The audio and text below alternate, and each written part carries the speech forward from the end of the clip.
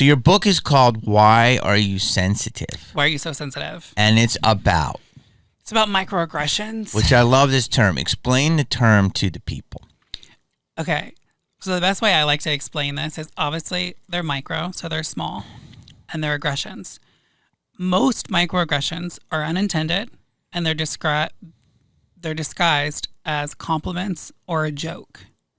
Like one of the big things that I would get, especially when I started Vanderpump, fans would come up to me and they would say, "Oh my God, you're so beautiful. Like, how are you prettier than me and I'm a real woman?" So I would walk away feeling like not good from a lot of compliments, especially from fans. And here's the thing, they're unintended. They don't mean anything bad by it, but their remarks make me feel a certain type of way. And it happens not just to trans people, it happens to people of color. It also happens to cis women in the workplace. There are so many different types of microaggressions. But it was important for me to write this because I was always told that I was too sensitive. Even when I was little, my dad would be like, "You need to go out and get dirty, act like a man, act like your brother." Like, I was constantly told that I needed to do something or be something else than what I was. I can relate. Yeah. I was always told I was too sensitive. You were? 100%. But if Bill Maher told me this, in order to be good, you have to be sensitive because you pick up all the feelings in the world. Yeah. So I hate that. Why are you so sensitive? It's like, no, I'm just letting you see my feelings. I could easily find your fucking button and rip that shit right off. I think being sensitive is a superpower. It is. Yeah, that's why there's like, why are you so sensitive? Like, here's the reason why. And it's okay to be. So give me an example of what's your star sign, by the way? I'm a Pisces. Okay, so we get along. What's yours? I'm a Gemini. Okay, yeah, Gemini, yeah. Because you're a great listener. Yes. You know, and I sometimes cut people off and I apologize, but you're very good at like back and forth. So I believe in this shit. Yeah. Is Gemini Earth? Gemini is crazy. But they're Earth, are they? Possibly. I don't know. I'm water, but I like Earth signs because they're very grounding. But emo, my brother is Gemini. Mm-hmm. My ex-girlfriend is a Gemini, so you're emo. So, but you're sensitive. So this makes me think of micro-cheat. Have you ever heard the term micro-cheating? It's annoying. Micro-cheating, so like very small little things of cheating? Like, is like it if I were to, if a girl put on, like if I posted a picture and a woman, and I'm in a relationship and a woman said, "Looking very handsome, sir," or something, and then I just put in a comment, "eyes," that would be considered a micro-cheat. What? Yes. Isn't that just called like flirting? But like, I guess. But flirting, if you're in a relationship, is cheating. But I don't know what the line is. What? So tell me with your micro, because this micro thing is taking on many levels. So I can imagine the microaggressions. Yeah. So they say, "How are you prettier than me?" Let's break that down. And I'm a real woman. Well, obviously, the term "real" is going to chap your ass, and that's a term. But the compliment's there, but there's a nice backhand to it. Mm-hmm. Now, on that note, before we get into it, how do you feel when people use that term "real"? Because I have an opinion, but I want to hear yours first. It makes me feel less than them. It makes me feel like I'm pretending. It makes me feel like I am tricking someone. Okay. And it makes me feel like a fraud. Okay. Now that's not good. No. So, and I'm sorry you feel that way. I think what they mean, though, and I'm not defending them, but this is why I'm trying to bridge this gap here with this totally. stuff. I think it has to do with literally our society is trained to go, it's like if you take a 7-Up can, and originally it was 7-Up, and then you put Sprite in it, and you wrap it up with Sprite. It's Sprite, comes out of this, but its original container was 7-Up. So I think the compliment is, hey, you did it, you're winning, you took this feminine, what we consider in society feminine, and you fucking went to 100. Okay, so you're winning. It's a compliment to you. But that's fucked up for you to say I'm not real. And I think this is a huge gap that we have to figure out to bridge this gap. And because there are going to be people that say that, but you're living your most real, authentic life. And I would say that to me, you're everything that you are, and maybe the only thing you can't do at this moment until science figures it out is have a baby and have a period, correct? Right, correct. But you can do everything else. Yeah. So that's where they're at. So, I mean, how do you feel if you're like, yeah, okay, well, I'm trying, dude. Fuck, I do everything. I've fucking got Da Vinci's. I got beautiful lips. I've got surgeries. I've living my life as a classy woman. Like, chill out. Well, you said something like society is trained. We are. So we have to untrain, which is educating, and untraining something, even like me, for instance, it's very challenging to untrain anything, let alone an entire group of people, society.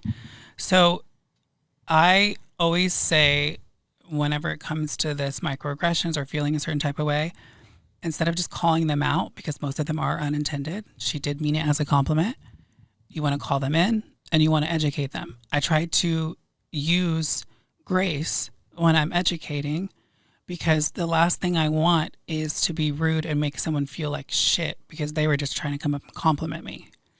But yeah, that's the word, grace. But people aren't using grace with you. I bet you're much more graceful than most people that insult you. I can tell that. Maybe now, but when I was drinking heavily and I was filming Vanderpump, yes, and people would just come up to me and touch me and they were wasted themselves, I wasn't very kind. If fans ever say, oh, I met Billie and she's a bitch, it's probably because I wasn't kind from their compliment. Are you sober? No. I don't really drink or smoke anymore. Yeah. I just think as I get older, I don't like the way I feel afterwards. I agree. I started at your age too, cutting back because I feel like someone punched me in the face. Yeah. 2 glasses of wine. And then I eat bad food for 2 days because I'm like hungover, and it's like I can't afford like a 3-day spiral when I have shit going on. Give me a microaggression from your book. Well, I wanted to just bring this up because, I have a lot of amazing Jewish people in my life. Like, I usually date Jewish men. I don't know why. It just happens. I have amazing, amazing Jews are looking, they always like a bargain. They're getting a 2-for-1. Yes. So, like, for instance, there's just so many different types of microaggressions, but even Jewish people, like, when people assume that they're cheap, that is a microaggression. Yes. That's called a stereotype. Yes. Well, when they say, I'm getting Jewish money. Okay, well, it's like, you must be good at making matzo balls since you're Jewish. Yes.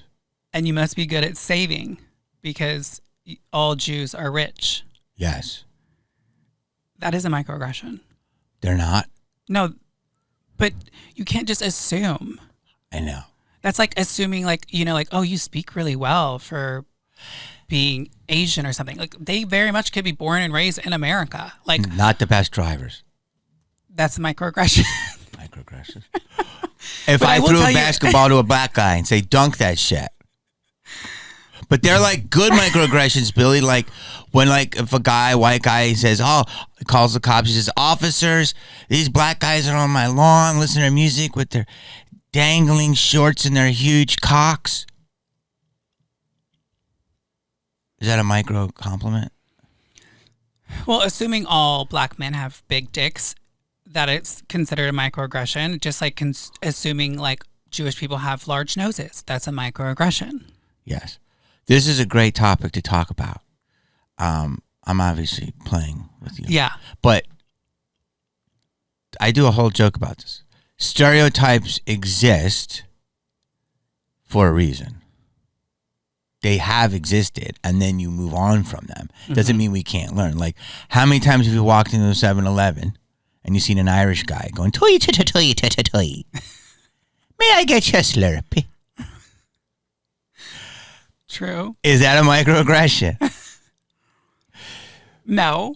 See, I think you're on the oppression matrix right now. I'm the piece of shit. You know that, right? You know what the oppression matrix is. Everything stems from the white male guy. Oh, yeah, And everyone's being stomped. Yeah. And you jumped a few places. Yeah.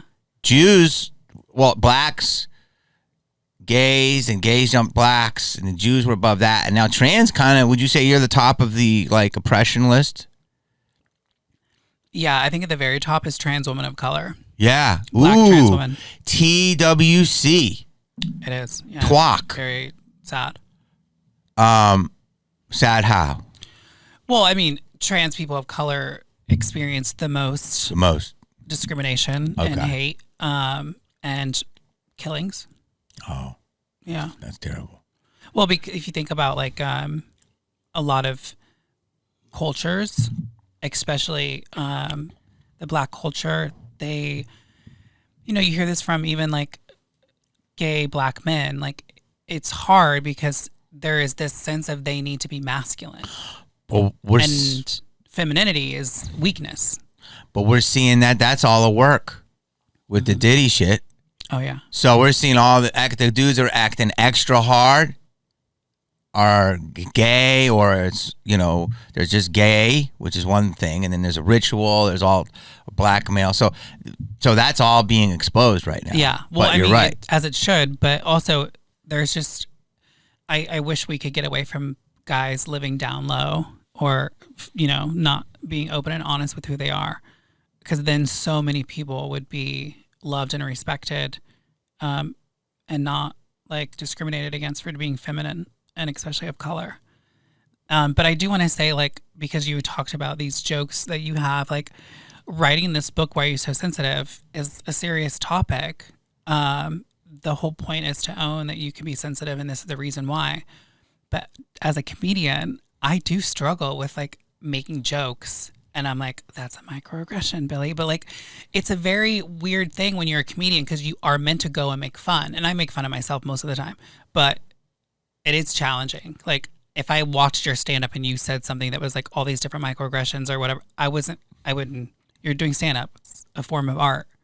Like, you're performing.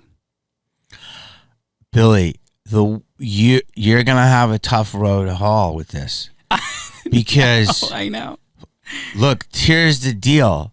Sarah Silverman has said this in many interviews, and this is why she's one of the GOATs. Nothing comes before the joke. But that's what she subscribes to. She probably subscribes to being a woman, being a comedian more than any other identity before a woman. I don't know.